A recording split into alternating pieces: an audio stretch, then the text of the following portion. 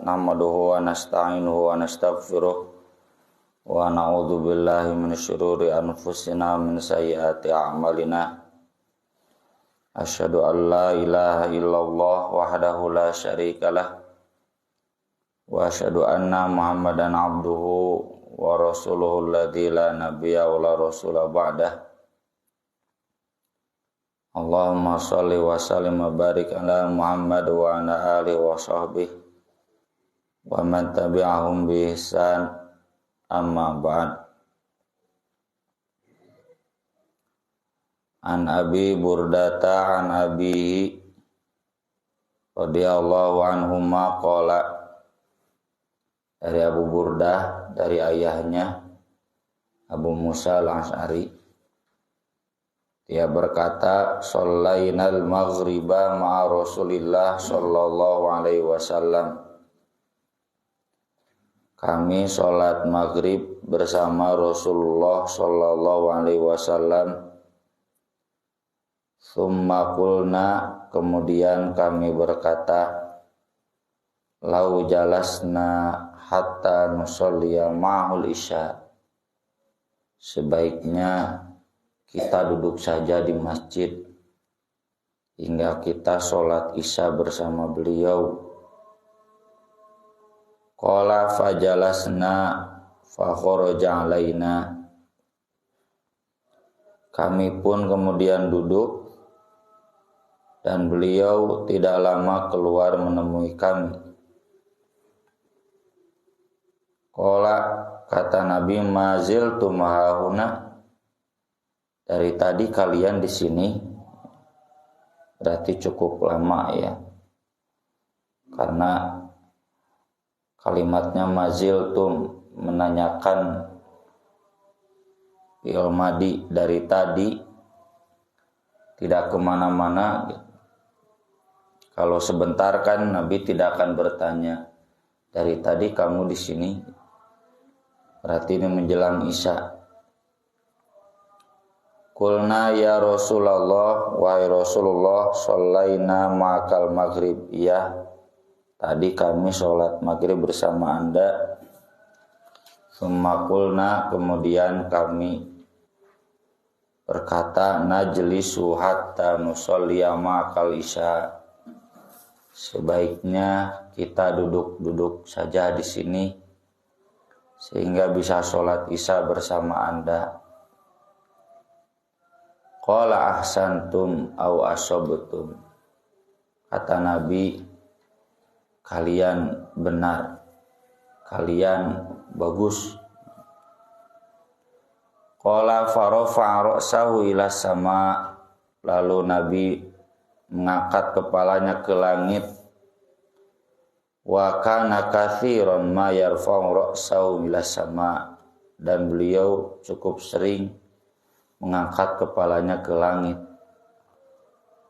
Bangun tidur, Nabi kalau keluar lihat kepalanya ke langit. Sering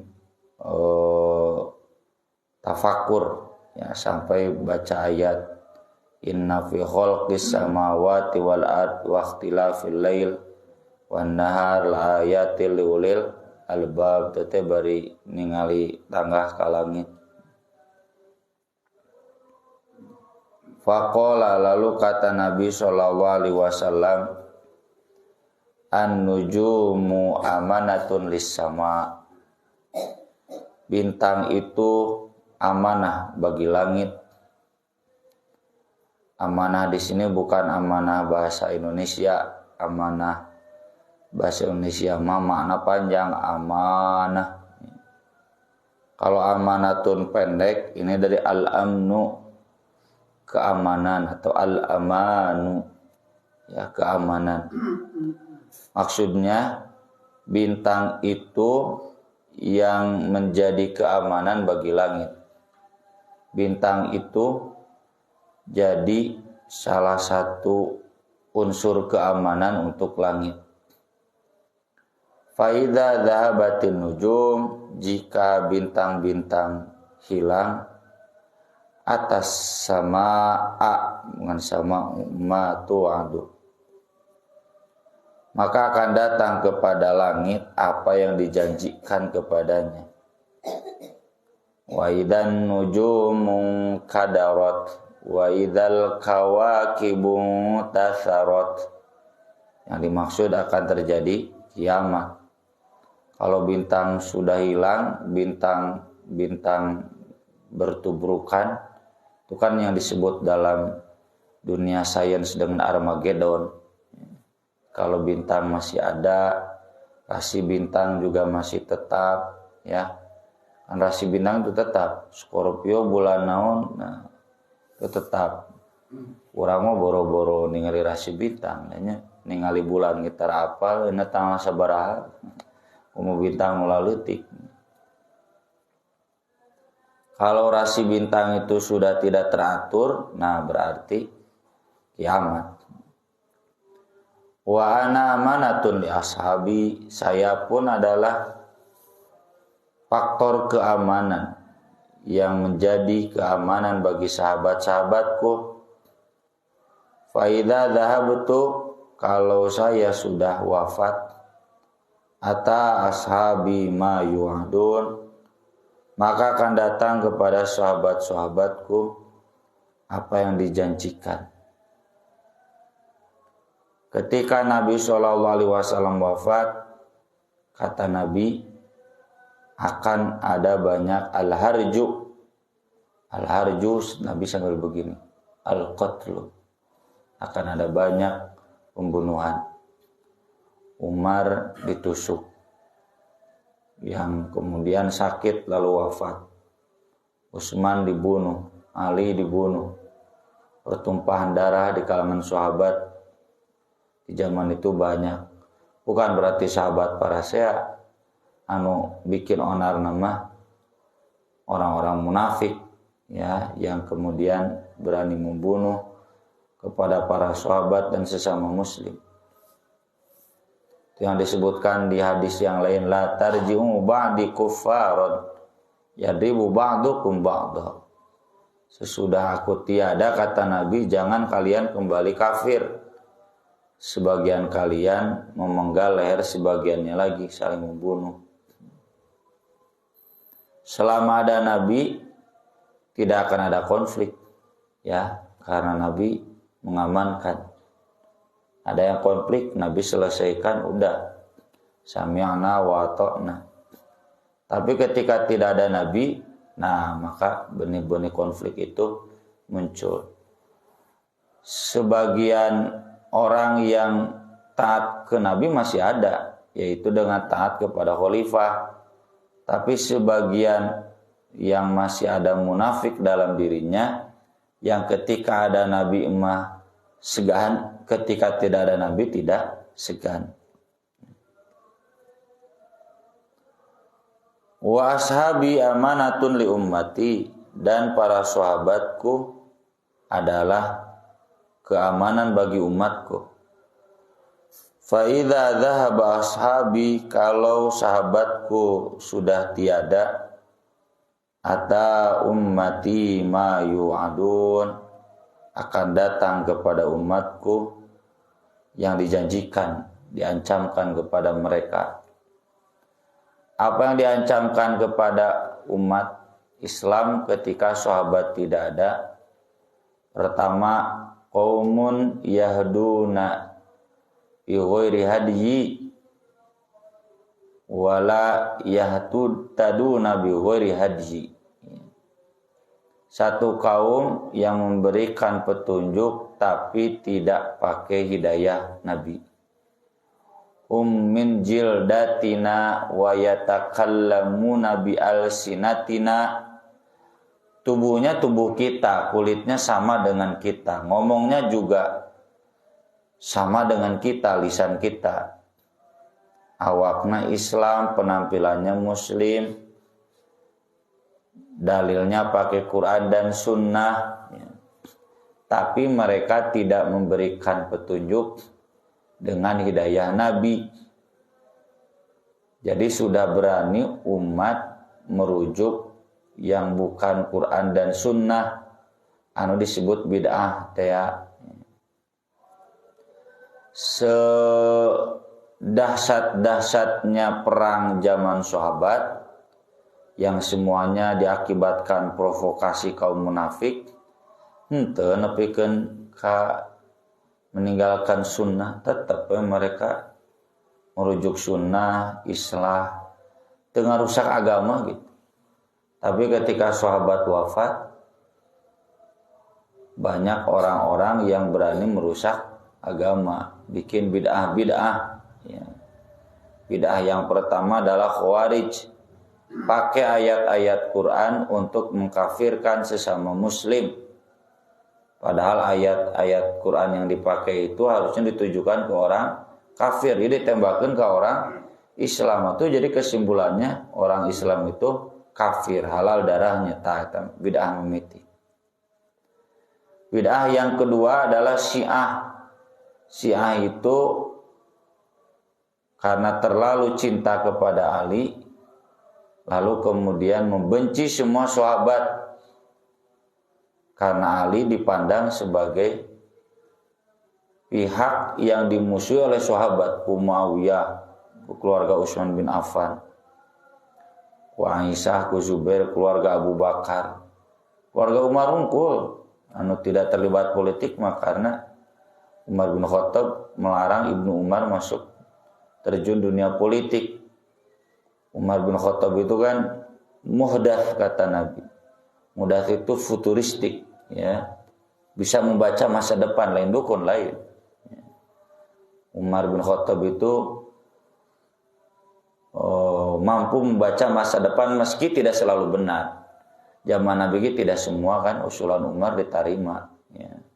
Tapi memang mayoritas apa yang diusulkan Umar diterima oleh Nabi, bahkan jadi ayat Quran.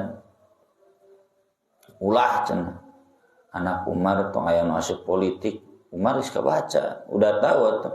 Sagi jika menjadi Umar geus bisa maca. Bisa maca di mana? Tina hadis Nabi. Kata hadis Nabi kan tadi, kalau Nabi wafat kalian akan kembali kafir, saling membunuh. Maka cek Umar ulah kanu politik. Dan memang Ibnu Umar itu tipikalnya ulama, ya. Beliau punya majelis, punya pesantren, makanya nggak terjun politik. Siapapun khalifahnya beliau ikut, dan itu sesuai dengan Ahlussunnah. Nah, inilah yang kemudian menyebabkan Syiah Ali, ya, fans atau bobotoh Ali, membenci semua sahabat. Keturunan Umar cenah hare-hare lain ngabela Ali. Ibnu Umar itu kan yang diajak oleh kubu Ali untuk membantu Ali. Ibnu Umar tawakuf, ya. Keluarga Utsman diserang, keluarga Abu Bakar diserang. Jadi para rantai anak tokoh hungkul, ya. Tong aneh ke entong lah ketang di situ aksan. Jadi para sehat anak-anak tokoh hungkul, ya, nah dibilang medali. Maka kemudian konsekuensi Syiah membenci sahabat, otomatis rujukan agamanya beda. Karena orang hafal Quran ti sahabat, hafal hadis ti sahabat, an Abi Hurairah, an Umar, an Abi Bakrin. Syiah enggak mau menerima rujukan ilmu dari sahabat, otomatis ibadahnya beda, akidahnya beda. Dan Syiah ini nanti berjalin kelindan dengan Mu'tazilah. Ngarujuk nanti karena filsafat Yunani, mata tinggal di Syiah. Wah, filsafatnya tinggi. Nah, datar ngarujukan sunnah. Kemudian yang ketiga Mu'tazilah. Mu'tazilah mah mereka senangnya merujuk filsafat Yunani. Filsafat Yunani itu mun aya nama science, mun aya nama ilmu pengetahuan. Mun aya nama Mu'tazilah teh sekuler. Mereka orang Islam, awak nama Islam. Dek PAN, dek Demokrat, dek Gerindra, dek Golkar, dek PDIP, oge. Awak nama Islam. Tapi ketika bicara politik gak mau bawa-bawa Islam, tak gitu. Pakena naon? Pakena ilmu politik nu umum we. tak itu mutajilah baheula teh. Awak nama Islam, tapi ketika bicara ekonomi kahiji teu apal, kaduana embung. Bicara ekonomi syariah teh. Pakena ilmu ekonomi umum we. Ya. Awak nama Islam, hakim deui. Tapi ketika menetapkan hukum enggak mau.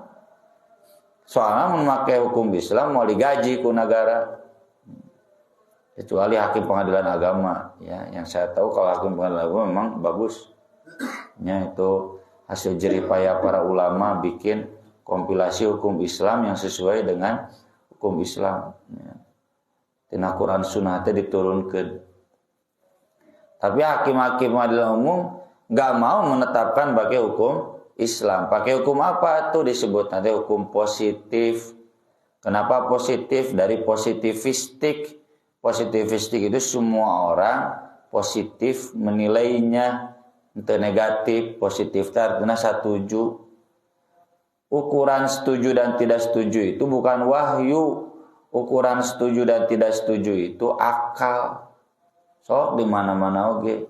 Mengukuran setuju kabeh jelema akal tong agama mah pasti moal aya nu setuju akal mah cenah kabeh boga. Tak kitu mutajilah baheula teh. Yang sekarang mah orang-orang sekuler, makanya nggak mau pakai hukum Islam, mau digaji ya tuh, makanya hakim gajinya gede. Ya kalau dalam konteks yang nggak ada dalam hukum Islam nggak apa-apa, kayak korupsi, tapi hukuman korupsi udah sesuai dengan hukum Islam, undang-undang korupsi. Tapi hukum-hukum pidana yang lain nggak mau. Nah ini kelompok bid'ah mutajilah dulu begini. Makanya mereka pun ekstrim dalam beragama, jauh dari sunnah. Yang kedua, du'atun ala abwabi jahannam man ajabahum qadzafa ilaiha.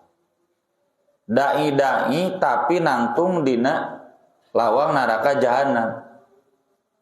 Dan sudah tidak malu mengajak orang untuk masuk neraka jahanam. Dai, kiai, ustad, tapi ngajak karena sekularisme, ngajak karena pluralisme, ngajak karena liberalisme, tidak malu lagi membenarkan LGBT, cing atuh mikir we saeutik kiai teh. Tidak malu lagi menyetujui legalisasi miras, tidak malu lagi untuk menggusur rakyat di Rempang. Kiai teh ngajak karena neraka jahanam. Jadi udah enggak malu lagi. Setuju prostitusi. Prostitusi teh tahu undang-undang kekerasan seksual. Kan itu berarti setuju zina. Karena dengan menyetujui undang-undang itu berarti yang disebut penyimpangan seksual itu kalau tidak suka sama suka, kalau suka sama suka mah peteh deing gitu. Panda teh nya tujuan prostitusi nu kitu. Dai teh kiai, menteri deui, menteri agama deui teh puntenna disebutkeun. Nah, ini yang begini-begini dulu sudah banyak. Ya, makanya munculnya bid'ah, munculnya aliran-aliran sesat di zaman awal itu sesudah sahabat wafat. Dan ini juga menunjukkan pentingnya adanya pewaris para nabi. Kan tadi nabi itu amanah bagi umat. Kalau nabi wafat, umat ada dalam bahaya. Tapi nabina pewaris para nabi nu tadi tidak terlibat konflik politik, ya, yang netral. Maka dari itu kaderisasi pewaris para nabi ini harus jadi program, ya, umat kudu ngadararukung. Sok sanajan hese dengan kadar nu hayang jadi pewaris Nabi. Apa tujuannya? Untuk menjadi rujukan, untuk jadi teladan, untuk jadi bimbingan. Mun eueuh ieu ulama udah hilang kacau. Jeung ulama kade tong wani-wani terlibat dalam konflik politik netral saja. Ya mah dek level jamaah, dek level ke pusat kudu aya. Dan ini terlihat ya, saya yang pengalaman masih terbatas, masih sebatas di Persis, ngebedakeun cabang anu rukun jeung nu henteu. Mun aya ustadan rukun. Ya ustadna bisa dirujuk, ada ustad itu bisa dirujuk mun anggar we. Tapi kalau tidak ada hese dan para rahasia we, bahkan jadi kemunduran, boro-boro ngajalankeun program mandeg karena nggak ada ulama yang jadi rujukan dan menggerakkan umat. Nah, Nabi tadi menyebut ahsantum, kalian bagus. Bagusnya kenapa? Karena menunggu dari maghrib sampai isya. Dan yang begini itu sudah biasa para sahabat. Kalaupun tidak ngaji, tidur. Pan aya hadisna Bulughul Maram, hadis kahiji bab pembatal wudu. Nepikeun ka tidur, tahfiku teh tidur sambil duduk kari teh. Nabi sendiri saat itu tidak hadir. Nabi kan masuk ke rumahnya. Ya, Nabi mungkin buka dan Nabi mau tukang puasa unggal poe gitu. Bapak-bapak yang tidak sibuk dengan buka sahum, nah ieu Nabi itu memuji bapak-bapak nuti maghrib nepi ka isya teh aya di masjid. Tujuanna naon? Ngarah isya teu masbuk nya, al masbukun wal masbukun we dan wasabikuna sabikun. Kata Nabi sallallahu alaihi wasallam, mazala rajulun fis shalah man tadharas shalah. Seorang itu dihitung salat selama dia menunggu salat. Memang tidak berarti tiap badah salat daguan salat berikut atuh mal balik-balik ka imah nya tilohon pikeun ka isya teh. Tapi yang dimaksud hadis itu kita datang di awal sebelum adzan daguan salat. Lain salat ngadaguan bapak-bapak. Dekomate ngaliekan heula. Tapi bapak-bapak nu ngadaguan salat, dan itu tafsiran dari warajulun qalbuhu mu'allaqun bil masajid, ditulis ke Imam Bukhari bab fadli manin tadharas shalah ya. Bab keutamaan menunggu salat. Seorang lelaki yang hatinya tergantung di masjid. Tergantung teh min hubbihi. Geus cinta ka masjid. Ciri cinta ka masjid teh datang ka masjidna pang awalna wae.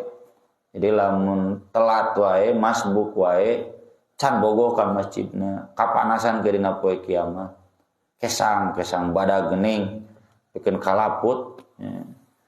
Lamun hayang teu ngesangan dina poe kiamat diiuhan pane 7. Salah satunya rajulun qalbuhu mu'allaqun bil masajid. Kita harus jadi orang yang senantiasa sigap menunggu sholat. Mun perlu tong bali. Saya kalau di Masjidil Haram ti asar, ya, aya tilohor mah pulang we lah ngetik-ngetik. Mun ti asar tara pulang. Terus separatkeun nepikeun ka isya. Kagok. Ya, kalau di sini da bada asar jadwal ngajar, kadang bada maghrib juga jadwal ngajar. Tapi kalau tidak jadwal ngajar, beres buka langsung ke dede. Ini sebagai pujian Nabi tadi, ahsantum, bagus, begitu memang harusnya ke masjid. Dan itulah para sahabat yang membuat Nabi tenang, ta cenah lamun geus eueuh nu karariariwang, betul we. Saat ini kan di Masjid Agung pan miris. Baheula keur ka Masjid Agung. Loba anu di luar teu ka masjid nama nya loba, tapi da dibanding di luar mah loba kene anu di luar. Isa komo isa rareuh. Di isa teh beuki lawong ai urang kan mentingkeun kagok isa gitu. Maka balik ke keadaanan nya keadaanan di jalan. Isa beuki kosong. Nah, di masjid-masjid yang lain pun sama, rata-rata maghrib rempeg ari isya lawong. Ini nilai kebaikan para sahabat yang Nabi tadi puji dan menjadi barometer amanah buat umat Nabi. Kemudian berikutnya dari Abu Sa'id Al-Khudri radhiyallahu an qala Rasulullah sallallahu alaihi wasallam ya'ti 'alan nas zaman, akan datang kepada manusia satu zaman, yub'atsu minhumul ba'ts, ditugaskan satu pasukan perang. Fayaqulun, lalu mereka berkata, unduru hal tajiduna fikum ahadan min ashabin Nabi sallallahu alaihi wasallam. Harus ada seorang sahabat Nabi. Fayujadur rajul, lalu ada. Fayuftahu lahum bihi, maka mereka diberikan kemenangan. Tsumma yub'atsul ba'tsu tsani, kemudian dikirimkan lagi satu pasukan perang.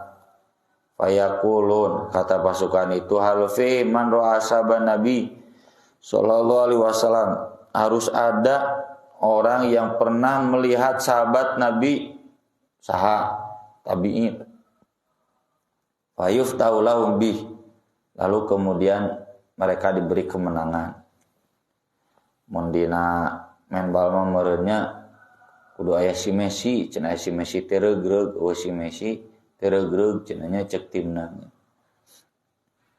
Kemudian summa yub'atsul ba'tsu tsalis, diutus satu pasukan lagi, fayuqol, lalu dikatakan, unduru hal tarawna fihim man ra'a ashaban Nabi sallallahu alaihi wasallam. Harus ada orang yang pernah melihat sahabat Nabi.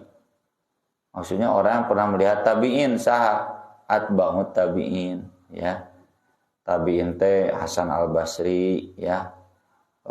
Sa'id bin Al-Musayyib. Kalau atba'ut tabi'in mah yang paling mudanya Imam Syafi'i, Imam Malik, Abu Hanifah, itu atba'ut tabi'in. Summa yakunul ba'tsur rabi, kemudian generasi keempatnya juga begitu. Unduru hal tarawna fihim ahadan ra'a man ra'a ahadan ra'a ashaban Nabi sallallahu alaihi wasallam. Harus ada orang yang pernah melihat seorang dari sahabat Nabi, berarti ya generasi di bawahnya yang disebut al-akhidin. Imam Bukhari, Imam Muslim itu generasi keempat. Fayujadur rajul, ada ditemukan, fayuftahu lahum, mereka pun diberikan kemenangan. Apa maksud hadis ini? Sampai generasi al-akhidin, umat Islam akan selalu menang, nggak ada kalahnya. Dan itu terbukti umat Islam mimiti eleh teh sesudah zamannya Sultan Sulaiman Al-Qununi. Sulaiman Al-Qununi teh incu merenah ke Muhammad Al-Fatih. Jadi kesininya di zaman sebelum itu, ya, Turki panguasna kekuasaan hampir seperti dunia, ya, Asia, sebagian Eropa, sebagian besar Afrika itu dikuasai ku Islam terus, ya, meluas nggak pernah. Sesudah habis generasi para ulama, berarti habis generasi terbaiknya, kan ulama anu ngadidik generasi terbaik teh. Terus bikin ka ayeuna ngurangan, ya, negara Islam itu. Bahkan enak geus eueuh. Jadi yang Nabi sampaikan dalam hadis ini betul terbukti dalam sejarah. Yang Nabi sampaikan ini disampaikan sebelum terjadi sejarahnya, tapi terbukti terus, teu pernah eleh. Ada kalah, ya kata Muhammad apa teh ge elehna, Tapi kan menang lagi gitu, nambah lagi. Gak pernah menyusut. Nah, baru sesudah era Sulaiman Al-Qununi, para ulama sudah mulai banyak habis. Nah, mulai kalah digerogoti. Balah di zaman awal abad 20 itu kabeh negara Islam dijajah ya oleh negara-negara kafir. Ini menunjukkan keberkahan para sahabat, keberkahan orang-orang sholih, keberkahan para ulama, tentunya dalam konteks duniawi karena dengan merekalah dilahirkan generasi-generasi terbaik. Aku lo qouli hadza wa astaghfirullah li wa lakum subhanakallahumma bihamdik asyhadu an la ilaha illa anta astaghfiruka wa atubu ilaik. Wassalatu wassalamu ala Rasulillah. Wassalamualaikum warahmatullahi wabarakatuh.